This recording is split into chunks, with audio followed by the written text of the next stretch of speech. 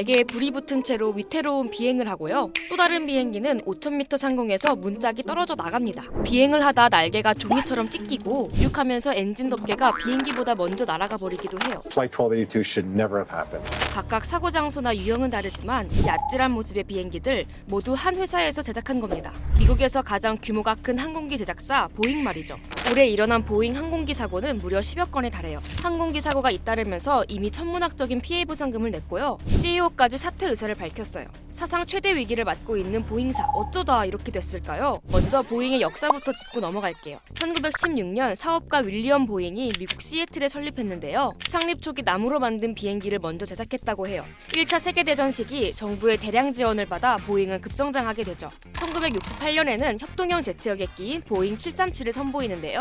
50년 후 10,000번째 기체가 생산되면서 세계에서 가장 많이 생산된 상업용 제트역에 끼로 기네스북에 등재되기도 하죠. 하지만 항공업계의 독주는 오래가지 않습니다. 1970년 보잉의 라이벌 에어버스가 등장하는데요. 프랑스, 독일, 영국 등 나라의 항공산업체가 합작해 만든 회사입니다. 에어버스는 높은 연료 효율과 낮은 관리 비용 등 가성비 전략을 택했고요. A320 등을 선보이며 보잉을 맹추격합니다. 이때 업계 1위를 굳히기 위해 보잉은 또 다른 항공기 제작사 맥도날드 글러스와 합병을 하며 승부수를 던지는데요. 하지만 경영에 먹구름이 끼기 시작해요. 80년 넘게 유지해온 항공기 안전보다는 수익 중심의 경영을 택한 겁니다. 2001년 시애틀에 있던 본사를 경제 중심지 시카고로 옮기고 인건비 절감을 위해 일부 직원을 비정규직으로 대체하죠. 여기에 동체, 날개 등 항공기 주요 구조물의 설계와 제조를 협력회사에 외주 제작하도록 했죠. 이런 방침이 계속되면서 하나둘 삐걱대기 시작합니다. 100만 분의 1도 안 된다는 비행기 사고 확률.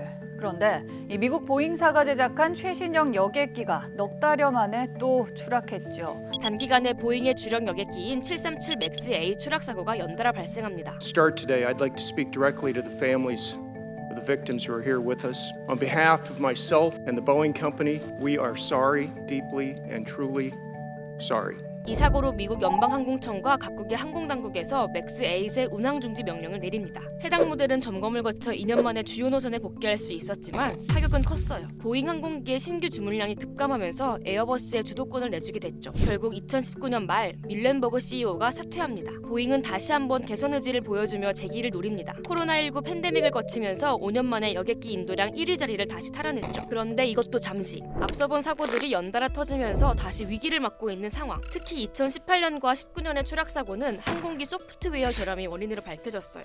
맥스 8 기종에 포함된 조종 특성 향상 시스템이 오작동한 거죠. 올해 발생한 맥스 9 문짝 파손의 원인은 하드웨어의 결함이었고요. 이 때문에 보잉의 관리 감독 부실 논란이 도마 위에 오를 수밖에 없었죠. 이게 항공기에는 약 부품이 한 300만 개가 들어가는데 보잉은 경비 절감을 위해서 많은 부분을 외주화하고 있어요. 또 문짝이 떨어져 나갔던 것도 중간 그 도어에 그 플러그 볼트가 누락된 걸로 지금 부품 제작사 그 납품회사에서 일단 그 QC가 잘못됐다고 보여지고 그거를 보잉사에서 검증을 했어야 되는데 그거를 이제 소홀히 했다는 거죠. 말 그대로 나사 빠진 사고였죠. 잇따른 악재에도 데이브 카론 CEO는 강하게 대응합니다. We believe in our airplanes.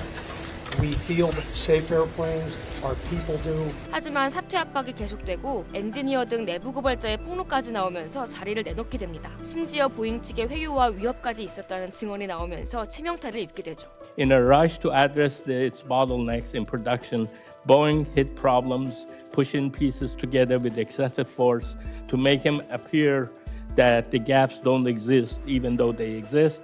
The gap didn't actually go away, and this may result in premature fatigue failure. 특히 제작사의 책임이 인정되면 유족과 항공사 등에 피해 보상을 해줘야 하는데요. 올해 초 문짝 파손 사고의 1차 피해 보상금만 1억 6천만 달러에 달해요. 이미 지급한 것도 많은데 앞으로 치러야 할 보상금 또한 만만치 않습니다. 보잉은 완전히 퇴출시키고 에어버스로 간다. 그거는 시기상조일 겁니다. 무엇보다도 제일 심각한 거는 보잉의 신뢰도에 금이 갔다는 거. 이게 제일 보잉으로서는 뼈아픈 큰 데미지가 아닐까 이렇게 생각합니다. 가장 우선적으로 고려해야 할 안전 문제에 치명타를 입은 보잉사.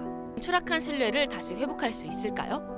이 영상을 제작한 이병현입니다. 지금 구독 버튼을 누르면 매일 새로운 크랩 영상을 놓치지 않고 볼 수 있어요. 좋아요 버튼도 잊지 마세요.